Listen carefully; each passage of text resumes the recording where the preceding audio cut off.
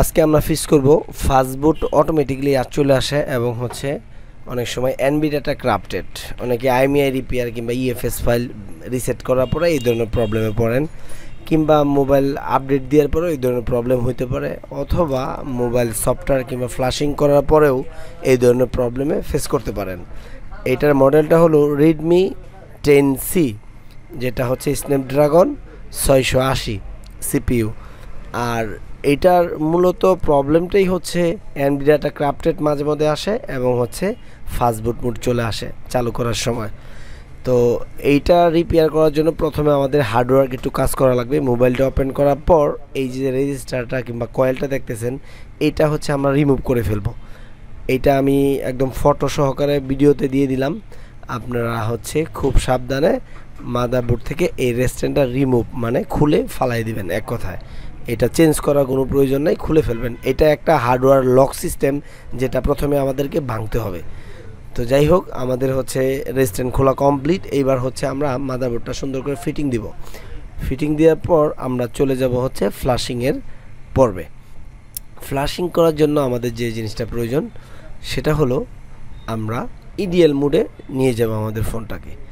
তো এই মোবাইলটার হচ্ছে বুটলোডার লক করা আছে, যেহেতু বুটলোডার লক করা আমরা হচ্ছে কোনোভাবে এটাকে ফাস্টবুট মোডে ফ্লাশিং করতে পারবো না। এই জন্য ইডিএল মোডে আমরা ফ্লাশিং করব অথরাইজেশন দিয়া, সেটা হলো সিএফ টুলের মাধ্যমে।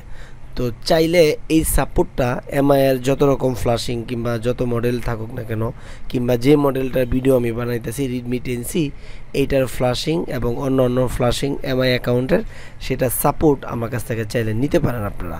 তো ভিডিওর ডিসক্রিপশন বক্সে আমার নাম্বার দেওয়া থাকবে, ওখান থেকে আপনারা আমার নাম্বারে হোয়াটসঅ্যাপ কিংবা ইমোতে মেসেজ করবেন, আমি ইনশাল্লাহ রিপ্লাই দেওয়ার চেষ্টা করব। তো এখন আমাদের ফ্লাশিংটা হয়ে গেলেই আমাদের এই যে অটোমেটিকলি ফাস্টবুট মোডে চলে যাওয়া, তারপর হচ্ছে আমাদের এনবি ডাটা ক্রাপ্টেড এই লেখাটা আসা, এটা করলাম হচ্ছে ফিক্স হয়ে যাবে সম্পূর্ণ। আমি ভিডিওটা অনেক বড় যেতে না হয়ে যায় এই জন্য স্কিপ করে দিছি, কিন্তু আমি মূল জিনিসটা বোঝানোর চেষ্টা করছি আপনাদের সাথে।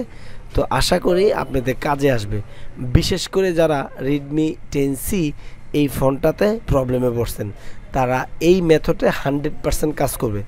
অবশ্যই আপনারা ফ্লাশিংয়ের সময় যেটা করবেন, এমআইইউআই ভার্সন একদম আপডেটটা দিবেন।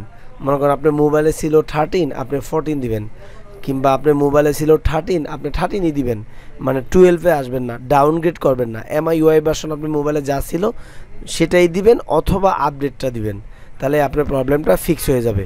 আর যদি আপনার ডাউনগ্রেড করেন, মানে এমআইইউআই ভার্সন যা ছিল তার চাইতে কম দেন, তাহলে করে আপনার প্রবলেম ফিক্স হবে না।